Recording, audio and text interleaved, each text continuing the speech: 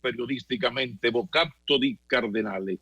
Qué entrevista, Machinini, qué entrevista, amigos, porque tenemos a dos autoridades, la representante local de la Organización Mundial de la Salud, ya ustedes la conocen, la doctora Alma Morales, pero viene con un refuerzo. ¿Y qué refuerzo? Él es dominicano, pero es el director del Departamento de Enfermedades Transmisibles de la OPS. A ambos les saludamos y les damos la más cordial bienvenida. Bienvenidos y bienvenidas. Muchas gracias. Un placer estar con ustedes. Saludos. Muy buenos días. Muchas gracias. Buenos días. Gracias, como siempre, de acompañarnos. Bueno, Alma de República Dominicana y Marco de Washington. Yo voy a comenzar con una pregunta general que va para los dos. O sea, ¿en qué momento estamos en la República Dominicana? Porque uno que es comunicador y maneja muchas informaciones tiende hasta confundirse, porque hay mucho ruido, principalmente aportado por políticos y por sectores interesados. Pero entonces yo estoy viendo que los reportes oficiales dan cuenta de que hay más recuperados que hospitalizados y que fallecidos, que el número de camas es suficiente, también el número de ventiladores disponibles, que hay espacio suficiente de camas en UCI. Entonces digo yo, bueno, ¿cómo vamos a medir en qué estamos? Entonces yo comienzo con esa pregunta general, porque reitero, el ruido no deja ver bien en qué está la República Dominicana en el combate al COVID-19. Adelante. Gracias. Marcos, doctores, sin nada. Adelante y sigo yo esperaba que me dieran el visto bueno por la dama. Claro, claro, usted es nuestro invitado de honor. Adelante. Muchas gracias. Esa es una pregunta muy importante que se hace mucha gente. Pongámoslos en contexto. Tomó 3 meses y algo a China disminuir constantemente los casos.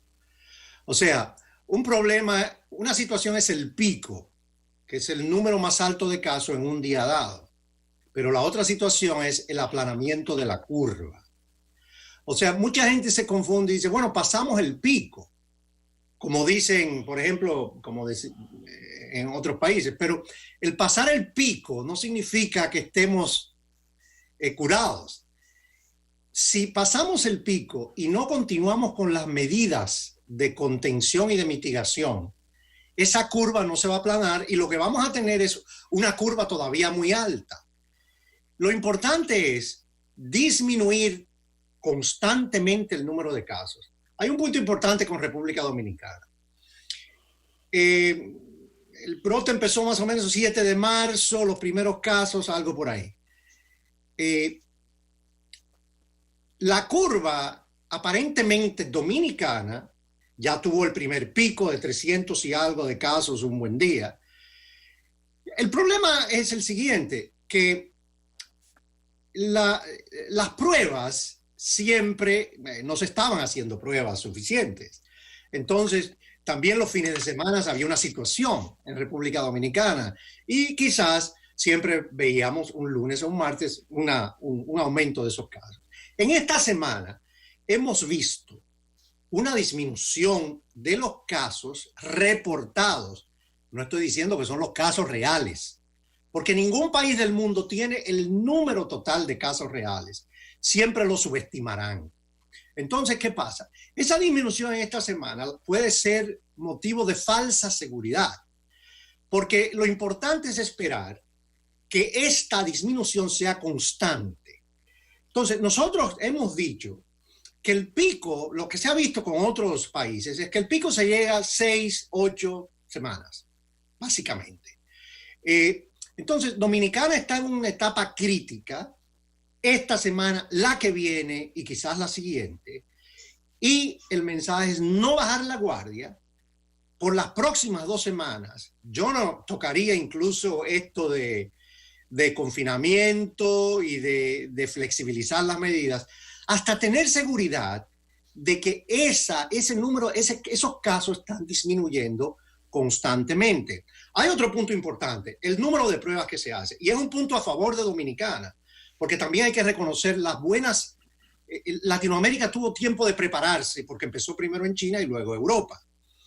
Dominicana estaba haciendo unas 800 pruebas por cada millón de habitantes. Hoy Dominicana está haciendo unas 2.200 pruebas. Eso es un punto favorable de que las medidas de contención, con sus debilidades y fortalezas, han dado cierto funcionamiento. Ahora bien, no podemos descartar que volvamos a ver otro pico, porque ese es el problema que se ha visto en algunos países, que flexibilizan muy rápido. Y termino diciendo algo. Todavía tenemos que seguir aumentando el número de pruebas, hacerlas disponibles para la población de forma gratuita. Hagamos una comparación muy sencilla. Suiza, y no somos Suiza. Suiza hace más de 25.000 pruebas por cada millón de habitantes. Nosotros Dominicana hace 2.200, 2.400, algo por el estilo. Por el otro lado, Dominicana hace más pruebas que países como Guatemala y Honduras, que están en 400 y 500 pruebas por cada millón de habitantes. Entonces, hay avances, pero todavía hay debilidades. Y el mensaje es no flexibilizar esas medidas, quizás esperar un par de semanas más a ver si es real esa disminución, porque mucha gente con casos leves lo que hace es autoaislarse y no ir a hacerse una prueba, y más con la situación de las escaseces y todo esto. Entonces, estamos en una situación crítica porque estamos entrando a fines de mayo, y esta es la situación que Latinoamérica, estas próximas 2 o 3 semanas, van a ser de monitoreo muy delicado. Doctora, adelante. Doctora Morales. Ay, perdón. Bueno, quizás complementaría la parte de los servicios de salud. Totalmente de acuerdo con lo dicho por el doctor Espinal, y eso va vinculado a la capacidad de los servicios. Mientras nos mantengamos con menor número de casos, obviamente hay más oportunidad de tener el alistamiento adecuado de los servicios de salud. Nelson comentaba sobre las unidades de cuidados intensivos. De lo que nosotros tenemos información que muy gentilmente el ministerio nos ha compartido. Ayer precisamente analizábamos los datos y sí, aparentemente se han alistado más unidades de cuidados intensivos, hay disponibles ventiladores, o sea que aparentemente la capacidad está, la mayoría sigue estando en Santo Domingo, justo también es donde está el porcentaje más grande de hospitalizados, pero está bien, aparentemente está bien de los que están en cuidados intensivos, no todos están utilizando respiradores. Y lo bueno, como dice el doctor, siempre con sus debilidades, pero creo que un punto a destacar es que ya se tiene la información. Que esa información quizás hace 2 semanas no se tenía, no sabíamos cuáles eran las unidades de cuidado intensivo, no sabíamos cuántos pacientes habían, no sabíamos cuántos estaban con ventiladores mecánicos, pero ahora ya se dispone de la información, entonces permite tener una mejor estimación y proyección también a lo que se necesita.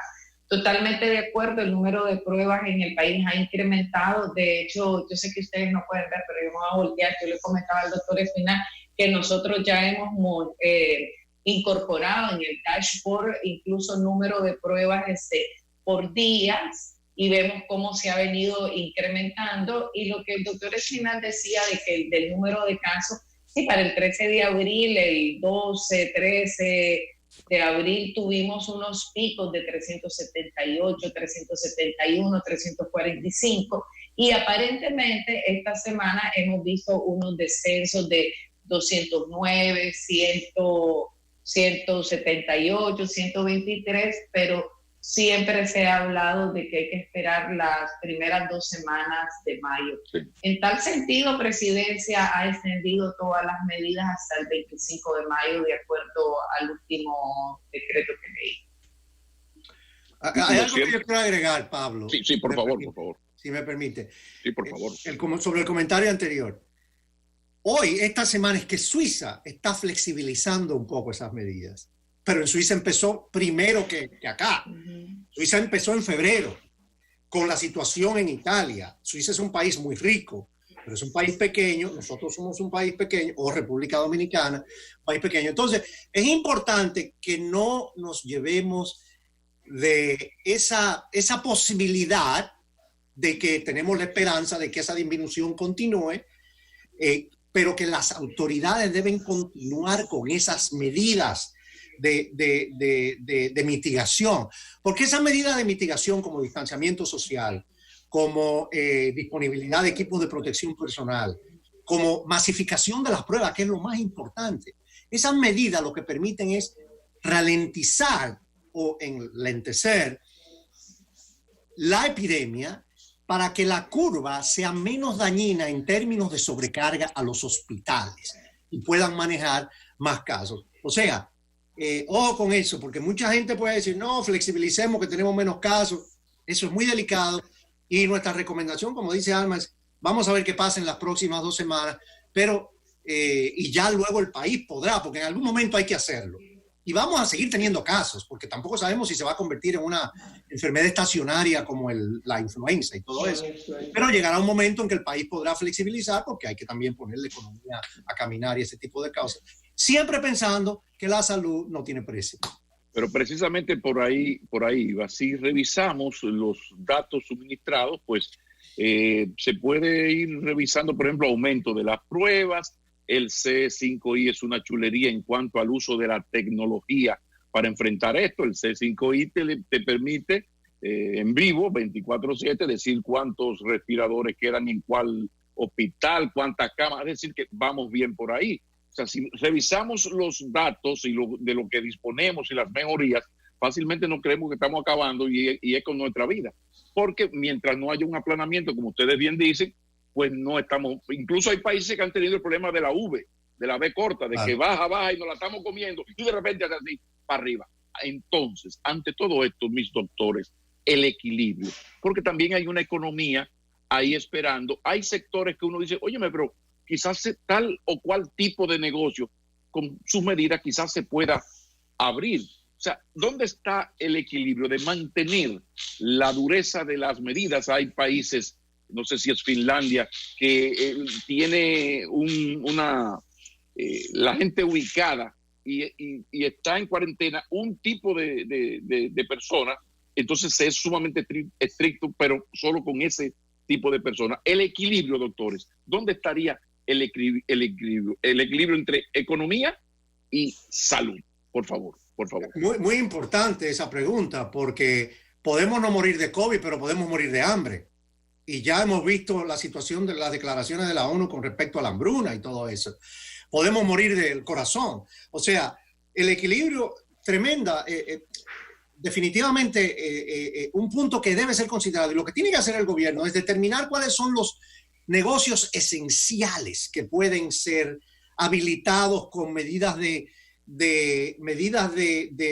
distanciamiento social, porque hay negocios que son esenciales, que bueno, un ejemplo que se hablaba en un periódico que yo lo leía es sobre los negocios de repuesto de vehículos y todas esas cosas. Los vehículos son necesarios porque hay negocios como las ambulancias y todas estas cosas y que tienen que hacer su trabajo, los médicos tienen que moverse. Entonces, y eso en los países como en Europa, en Estados Unidos, Canadá, se ha determinado cuáles son los negocios esenciales. Se les pide que tengan un personal mínimo con medidas de distanciamiento social. Lo que pasa es que eso tiene que ir acompañado de un buen programa de educación a la población. Porque en países donde hay tanto, donde el nivel de literalidad no es quizás el más alto, y donde mucha gente vive hacinada en barrios, en tugurios, en favelas, hay que ser muy cuidadoso de que eduquemos a la población, porque no podemos esperar, no somos Suiza, como si usamos el mismo ejemplo. Entonces, si hacemos un buen programa de educación, si damos las pautas para que esos negocios puedan abrir, en algún momento hay que hacerlo y por fases. Porque lo más importante, como usted decía, Pablo, es el monitorear que no haya una segunda onda de esta enfermedad. Porque no vamos a volver a la normalidad inmediatamente. Eso está muy claro. El que se quiera cuidar tiene que practicar un poco de distanciamiento social y ver en cosas, pero es necesario que los negocios también pongan su parte, que en los bancos haya la distancia del 1,5 metros y de los 2 metros, de que los alcoholes para lavarse las manos y higienizarse. Pero es necesario el balance porque no podemos pensar que solo de COVID vamos a morir. Latinoamérica tiene un perfil epidemiológico dual. Enfermedades no transmisibles en su mayoría por el gran trabajo que se ha hecho en las transmisibles históricamente. Recordar que la OPS fue creada en 1902. Es más vieja que la OMS. Soy agencia regional de la OMS, pero también es la única de las agencias de OMS de las 6 regiones que tiene su propia independencia y su propia constitución. Entonces, se ha hecho un trabajo enorme por los países de disminuir las transmisibles, pero ha aumentado las no transmisibles, cardiovasculares, diabetes y cáncer. Entonces, hay que poner eso en la balanza para poder paulatinamente ir abriendo el país, porque definitivamente la economía es una parte integral y sabemos que nuestro país es un país de mucho turismo que va a estar afectado por un tiempo. Entonces, nosotros creemos que sí, que ese balance y las autoridades que manejan informaciones son las llamadas a poner en prueba ese balance. Es importante también que mucha gente habla a veces, pero medicina no es salud pública. Explíquese eso, doctor. Medicina no es salud pública. Puntualice. El clínico no es salubrista. La salud pública es otra profesión. En países desarrollados, un salubrista no tiene que ser médico. Si es médico es un plus, porque tiene el background. Ahora, mucha gente quiere hablar de su base de su experiencia clínica en su consulta privada, pero eso no es salud pública. Entonces hay que entender y balancear eso, porque también vemos todos los días en nuestra querida región, que la adoramos, mucha gente hablando y diciendo cosas que hay que ser muy cuidadoso. Sí, doctor, vamos a traducir esto. Usted me está diciendo que yo puedo ser un infectólogo, un especialista famoso, una consulta del carajo, muy bien, y teorizo desde mi experiencia clínica, muy bien, pero yo no tengo el manejo de lo que es una crisis, el factor socioeconómico. Por ahí es que usted va, doctor. Voy por ahí más. Su experiencia es buena y es importante tenerla en cuenta. Sí. Pero no es la experiencia única que podemos ver, porque la medicina ve un paciente, la salud pública ve poblaciones. Cuando hablamos de un programa de inmunización, no es lo mismo el tener masificación de vacunas, y Latinoamérica es un ejemplo clásico porque es la región quizás que más vacuna, pero no es lo mismo que un médico en su consultorio poniéndole la vacuna a la persona. Son necesarios. El médico es muy necesario porque es el que ve, el que da la salud a cada individuo. Eso no hay dudas. No quiero que se me malinterprete. Lo que quiero hacer la diferencia es que salud pública es mucho más complicado que una experiencia personal desde un punto de vista clínico, que las tomamos en cuenta. Está muy buena. Usted ha visto las noticias de mucha gente dando sus experiencias personales con medicamento X o con medicamento Y. Pero eso no es lo que es salud pública de calidad ni ciencia de calidad. Porque para probar un medicamento hay que hacer ensayos clínicos doble ciego, aleatorios y muy bien definidos para evitar los sesgos del investigador y los sesgos del paciente. Sí, muy buena observación, principalmente para la República Dominicana, donde abundan los expertos en todo. Lo de Puerto Plata, yo sé que ustedes, igual que el país, han quedado atónitos con lo que pasó. Vamos a valorar lo que han hecho, la reacción inmediata de las autoridades, un cerco sanitario. Lo que se ha visto de ayer a hoy, ¿es suficiente? Lo de Puerto Plata no es solo lo de visto ayer y hoy, hay todo, hicimos un plan, contribuimos como OPS a realizar un plan de intervención donde está lo del cerco sanitario, pero va más allá del cerco sanitario, se va a hacer, el tema fue que incluso los pacientes infectados con COVID también participaron de este grupo de personas o esa manifestación que llegaron hasta la playa. Por tanto, se están haciendo investigaciones caso a caso, se están haciendo separaciones, se está haciendo cuarentenas, se está preparando un lugar de aislamiento en Cabarete, se está valorando en qué momento se van a hacer las pruebas PCR y también se está haciendo la diferencia a qué otras personas se les va a hacer las pruebas serológicas de inmunoglobulina. Hoy precisamente está un grupo de OPS, están dos de mis asesores acompañando al viceministro Adrián Puello y a un equipo del Ministerio de Salud para seguir tomando decisiones en cuanto a cuál va a ser el cronograma de estas actividades que se van a llevar a cabo.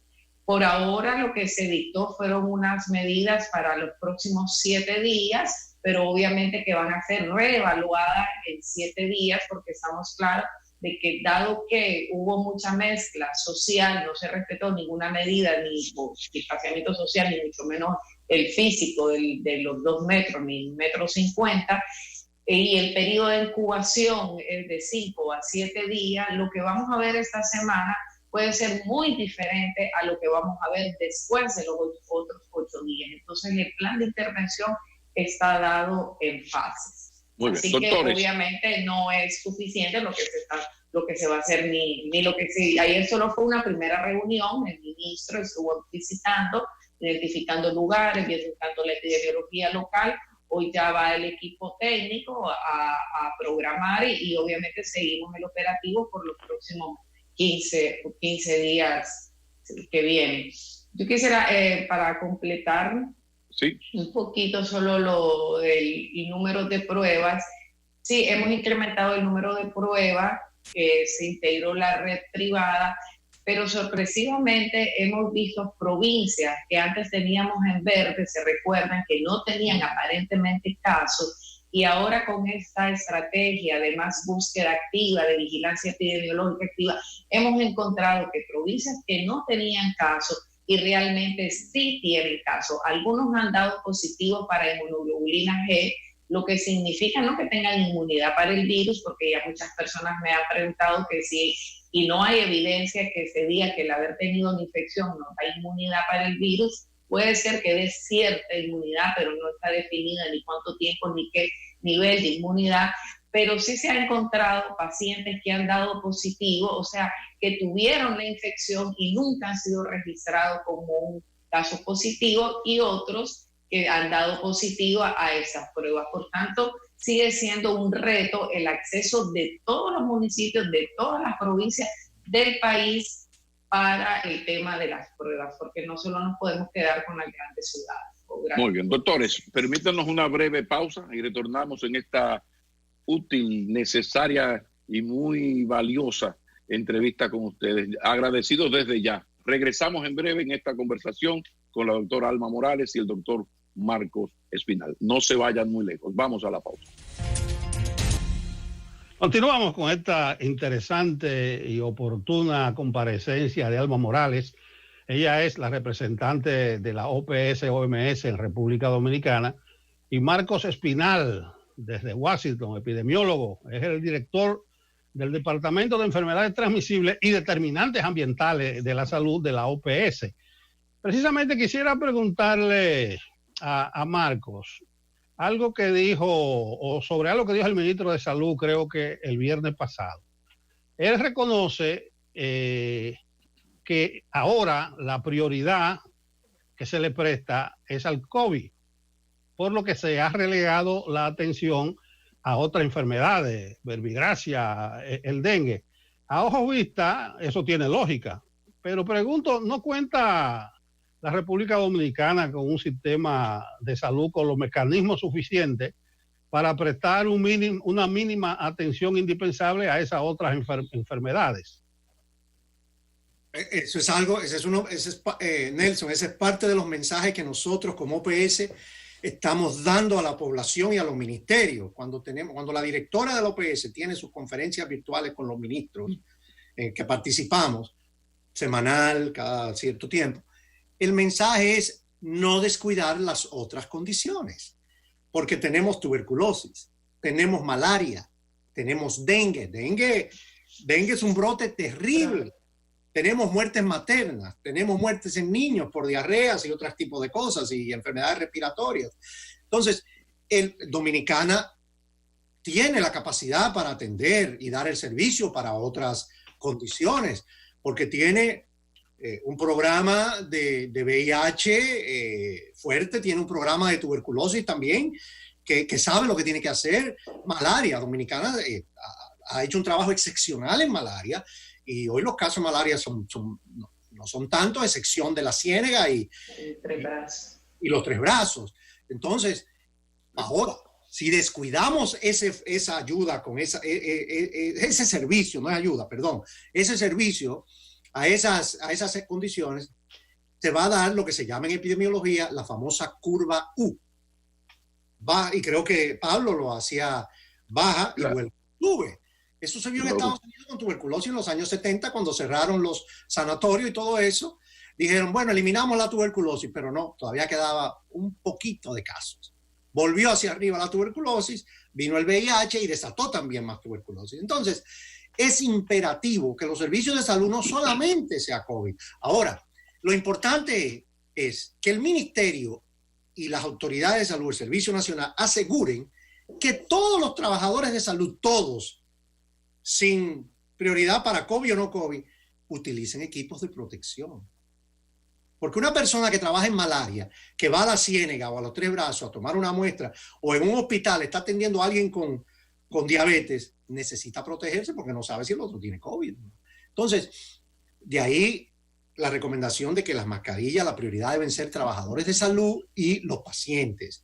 Entonces, es muy importante, y si el ministro lo ha dicho, creo que esa es la idea, que se protejan las ganancias de los que hemos llegado, porque todavía el trabajo en tuberculosis, el trabajo en malaria, y no digo dengue es epidemia total, pero en esas enfermedades el trabajo no se ha terminado.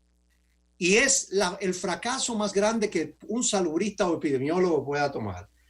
Que los casos estén bajando y tenga ese sentimiento de seguridad. Bueno, se acabó, vamos a invertir ahora en otras cosas. No, hay que terminar el trabajo por completo. Bueno, esto ha sido tan malo que cosas buenas para... Doctora, perdone. Quería agregar a lo que el doctor dice. Bueno, República Dominicana está dentro de los países de la iniciativa de eliminación de la malaria, y como muy bien mencionó él, tenemos esos dos focos de la Ciénega y los Tres Brazos, y justo el ministro lo mencionó después de que se ha visto que hay un tanto de incremento de casos en esas dos zonas, por tanto SECOVED iba a tomar la acción de lugar. También quiero rescatar que esta semana es la semana de vacunación de las Américas, y ese es otro servicio que no podemos descuidar, los programas de inmunización. Entonces es un llamado a la población de que por favor lleven a sus niños a vacunar a los centros de salud, porque se está vacunando con todas las medidas de seguridad y protección, como muy bien dijo el doctor, protegiendo al personal de salud, tomando todas las medidas de distanciamiento físico, pero no podemos tampoco dejar perder todo lo que se ha conquistado con los servicios de inmunización. Y esta semana es la semana de vacunación de las Américas, y ese es otro de los mensajes que tanto la directora como los representantes hemos estado enfatizando a la población. Esto ha sido tan terrible, esto del COVID es tan malo que cosas buenas nos va a traer, porque me imagino ya que lo que es la protección del personal médico en casos no solo del COVID, sino de la malaria, del dengue, todo esto, pues ya se va a profesionalizar y tendremos los equipos necesarios. Recordar que solo en el dengue ha habido este año un aumento de 285%, y eso es mucho, demasiado, llegando a un exceso. Ahora, mis doctores, hay un debate en torno al uso de guantes y mascarillas. ¿Cuándo usar guantes? ¿Cuándo no usarlos? ¿Cuándo usar mascarillas? ¿Usarla una sola vez o se puede usar varias veces? Tienen la palabra, mis doctores, por favor. Esto sí es delicado. Doctor Espinal, adelante, yo ya hablé de guantes. Las mascarillas, la prioridad número uno deben ser los trabajadores de salud, que son los que dan la atención a nuestros pacientes. Y los pacientes. Esas son las dos poblaciones con prioridad número uno. Los pacientes en los hospitales y los trabajadores de salud. Prioridad número dos deben ser las personas que están autoaisladas en casa porque piensan que tuvieron el COVID si se lo confirmaron o no se lo confirmaron. Yo conozco personas que se le ha hecho el diagnóstico y los médicos lo siguen en casa porque tienen algo leve. Entonces, esas personas deben usar mascarilla dentro de la casa. Y también la persona que cuida a esa persona. Bueno, en República Dominicana se usan mucho las ayudas de las amas de casa, utilizan mucho las ayudas. Entonces, si hay alguien en la casa que tiene sospecha de COVID y que decidió autoaislarse, tiene que usar mascarilla. Y también la persona que cuida y que le pasa la comida y que este tipo de cosas, y los guantes. El tercer punto, que es el que usted hace, es el uso a diario en la calle. No hay necesidad de una mascarilla para ir a correr, porque usted no encuentra el virus en el aire esperándolo. Ahora, si entra a un supermercado y entra a una farmacia, puede usar la mascarilla como una manera de protección. Ahora, no se ha demostrado científicamente que las mascarillas funcionan en personas sanas, porque esas mascarillas no filtran. Las únicas que filtran son el N95, que son las que se deben usar para los trabajadores de salud, que es una mascarilla de un tipo especial, que filtra el 95% de las partículas. Pero las mascarillas que se usan normal no filtran el 95%, filtran una gran cantidad. Ayudan para el que esté enfermo, que no transmita. Pero el que no tiene la enfermedad. Ahora, usted como razones humanitarias, razones de solidaridad, como en Asia, porque en Asia es una costumbre utilizar mascarillas, por ejemplo. Sí, utilícela, pero de otro material, porque si gastamos las mascarillas que deben usar los trabajadores de salud, podemos tener una crisis mayúscula. Y siempre hay las mascarillas por lo regular son desechables.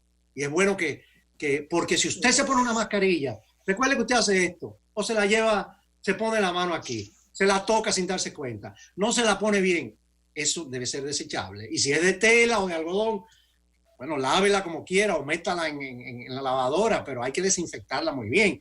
Pero las mascarillas por lo regular son desechables y hay que ser muy cuidadoso con eso. Ahora, si usted hace la distancia social, porque es un paquete de medidas, no es solamente la mascarilla, el lavado de manos es más eficaz, porque el lavado de manos inmediatamente mata el virus, lo que se llama el capside del virus, en inglés es como el cuerpo del virus. El lavado de manos y el alcohol, las soluciones a base de gel de alcohol, que usted el gel eso inmediatamente mata el... Doctor, ¿y es verdad que el jabón de cuava es un éxito, doctor? El jabón de cuava dominicano. Sí, claro que sí. Bien. Eso es bien, claro que sí. Los jabones, lavarse las manos con agua y jabón, no hay que lavárselas con el jabón más caro ni nada de esto. Lavarse las manos con agua y jabón. Pero yo quería decir algo muy importante en relación también a eso. Todo virus, ya que hablábamos un poco sobre inversión en salud fuera de cámara, todo virus tiene su historia natural. Historia natural, viene, va y pasa. Y va a matar mucha gente. Hoy tenemos más de 3 millones de casos. Estados Unidos tiene más de 200,000 muertes. La curva va a pasar, pero va a dejar un mensaje muy claro. La lección más importante a nuestros gobernantes: si no aumentamos la inversión en salud, el trabajo no fue satisfactorio. No podemos ser reactivos.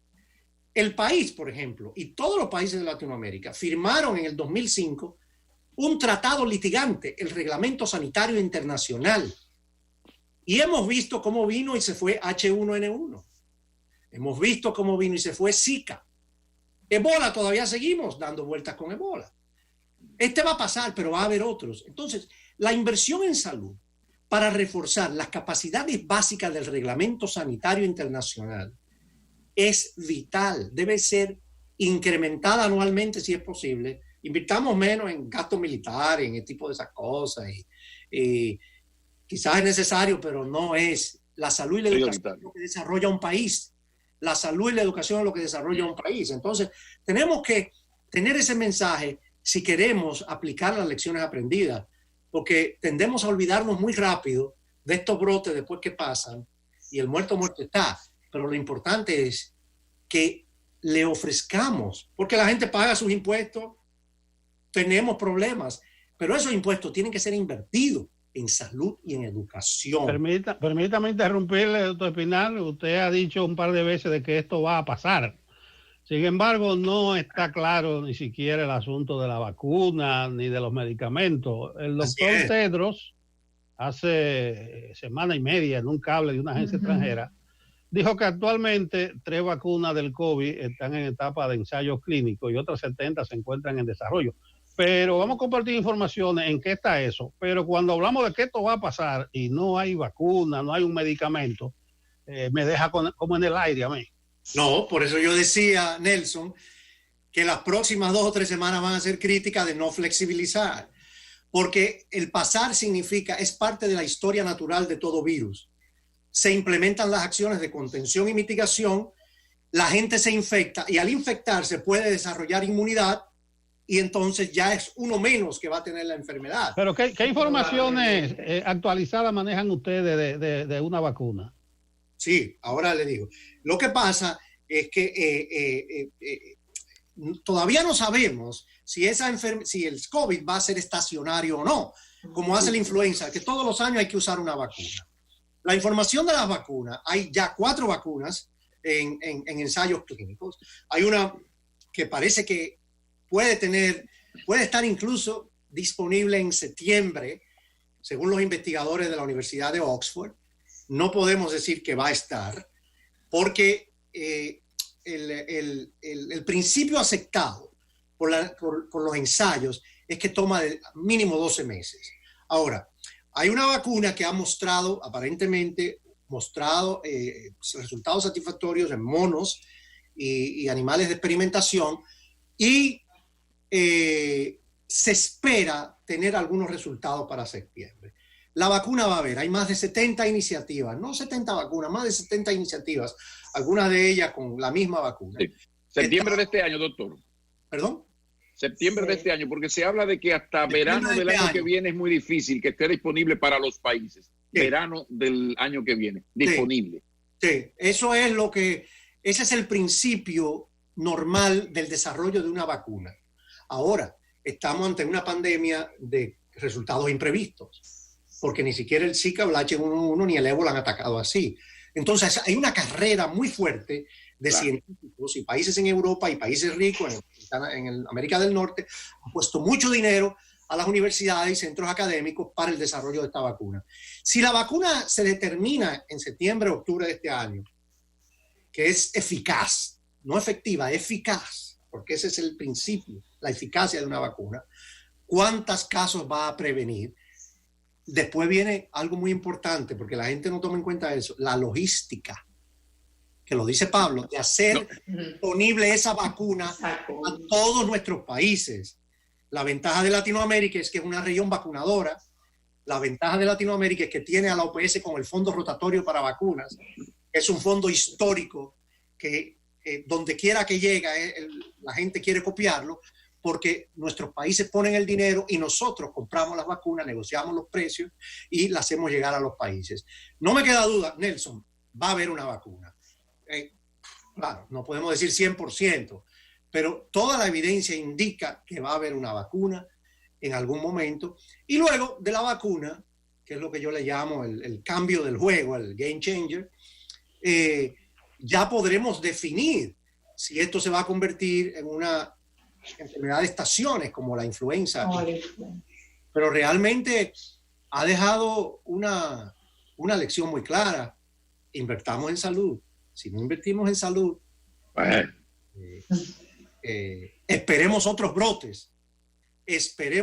Porque inversión en salud es quizás llegar a hacer lo que hace Suiza, 25,000 pruebas diarias. 25,000 pruebas, perdón, por cada millón de habitantes. Quizás inversión es tener pruebas masificadas gratuitamente. Doctores, finalmente, y la necesidad y la utilidad del establecimiento del bendito sistema de atención primaria, que ya está ahí, funglorizado, analizado, pensado, de todo. O sea, ¿qué tan importante sería en este contexto que el gobierno se decidiera ya, que me perdonen los grupos económicos que van a ser afectados, pero esto va? ¿Qué tan importante sería para cerrar, doctores? Eso hay que implementarlo. Eso es importante 1A o 1A+. La atención primaria es lo que permite salud pública para todos. El primer nivel de atención es lo que permite que la gente no tenga que incurrir en gastos de bolsillo, en caminar kilómetros o estar yendo a un hospital en la capital porque es grande y se ve muy bonito y todo esto, cuando se puede resolver su situación en ese primer nivel de atención. Y de ahí viene también lo de inversión en salud, pero también viene lo de la calidad de los trabajadores de salud, la calidad de las enfermeras, de los médicos, porque también las universidades no pueden estar tirando médicos para la calle si no hay calidad en los mismos. Y a veces es difícil admitirlo, pero esa calidad hay que preservarla e invertir en eso. Los salarios de los médicos, de las enfermeras, de los trabajadores sociales. El primer nivel de atención es la columna vertebral de todo sistema de salud. Que se respete. Mire, el COVID va a dejar marcada a la humanidad. Vamos a darle el chance a que se despidan. Yo comienzo con Alma Morales, con una reflexión. Dice la ONU hoy que 7 millones de mujeres sufrirán embarazos no deseados por la incapacidad de adquirir anticonceptivos. Y si esto se proyecta, las restricciones unos cuantos meses más, la cifra va a aumentar mucho. Es decir, que va a haber una secuela que va a dejar marcada la humanidad y que le tendrá mucho trabajo a ustedes. Bueno, yo creo que el mensaje ya se ha dicho en parte, y es que si bien estamos atendiendo la emergencia de COVID, no se puede dejar de atender los demás programas de salud pública. Tenemos, usted muy bien lo ha dicho, el de planificación familiar, tenemos malaria, tenemos dengue, insisto, con los servicios de inmunización, insisto, con todas las enfermedades no transmisibles que también los pacientes han dejado de ir.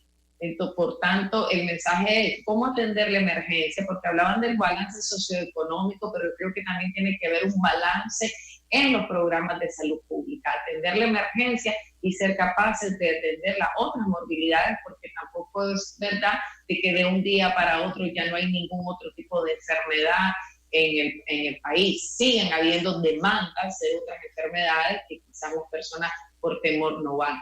Y el doctor al final fue muy claro, y yo lo mencionaba también en mi entrevista el sábado. Dos grandes lecciones: las competencias básicas del Reglamento Sanitario Internacional, que es el marco vinculante, no solo se pueden activar para responder a las emergencias, tiene que ser una inversión sistemática que los países deben de hacer. República Dominicana tuvo la oportunidad de tener una evaluación conjunta externa donde quedó un plan de fortalecimiento a esa competencia. Por tanto, hay que ver la oportunidad que a raíz de esta emergencia que estamos fortaleciendo la respuesta a través del Reglamento Sanitario Internacional, quede eso institucionalizado, quede esa competencia dada. Inversión en salud, ya el doctor lo ha dicho muy bien, y no olvidar que para que exista un primer nivel de atención desarrollado, debe de haber al menos un 30% de la inversión total de salud tiene que ir a ese primer nivel de salud. Y un primer nivel de salud no es funcional o no es eficaz o efectivo si no está en redes integradas de servicios de salud. Tiene que trabajar. Yo la otra vez mencionaba, República Dominicana tiene una red de infraestructura porque están las instalaciones, pero no hay una red que esté funcionando ese primer nivel de atención, segundo nivel de atención, tercer nivel de atención. Por tanto, creo que esos son los retos y que el gobierno va a tener que repensar su inversión. Bueno, muchísimas gracias, doctores. Lo bueno es que aquí todo parece indicar que sabemos lo que hay que hacer, solo falta que nos decidamos a hacerlo. Una gran cosa. Queremos salud universal para todos, los dominicanos, para todos. Hay que implementar esa atención primaria. Ya lo escucharon, es el doctor Marcos Espinal, el director del Departamento de Enfermedades Transmisibles de la OPS, acompañado por la doctora Alma Morales, la representante local de la OPS y de la OMS. Un saludo a todos los amigos que nos han felicitado y nos escriben muy contentos la gente, porque qué bueno hablar con quienes saben y tienen las calidades para ofrecer estas orientaciones. Muchísimas gracias. Un feliz resto del día. Vámonos a la pausa. En breve seguimos. Muchísimas gracias, doctor. Gracias a ustedes. A ustedes.